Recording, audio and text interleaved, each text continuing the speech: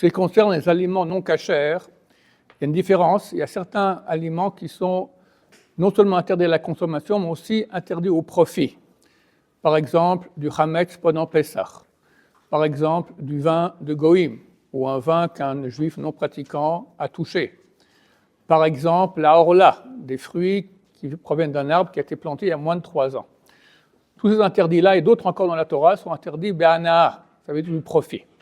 D'autres sont simplement interdits à la consommation. Par exemple, une nevela, un animal non cachère, du porc par exemple, un animal qui n'a pas été égorgé comme il se doit, c'est interdit à la consommation, mais ce n'est pas interdit au profit.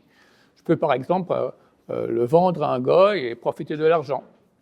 Qu'est-ce qui se passe Shabbat? Shabbat, les aliments qui sont interdits au profit sont muktzeh. On ne peut rien faire avec, donc on ne peut pas les toucher. Par contre, les aliments qui ne sont pas cachers, mais dont on peut profiter, ils sont permis, vu qu'on peut les utiliser pour, je peux par exemple prendre, je ne sais pas moi, un aliment non cachère et comme je dis, je peux le vendre à un goy, je peux l'utiliser pour toutes sortes de choses. Dans cette mesure-là, il n'est pas muktzeh et pendant Shabbat, donc je peux le bouger d'un endroit à l'autre. Attention, ça c'est juste Shabbat. Yom Tov, d'habitude Yom Tov, les lois sont plus cool à Yom Tov qu'à Shabbat, mais vu que c'est le cas, il y a certaines lois où Chazal, au contraire, ont rendu la loi plus dure. Par exemple, le muktzeh.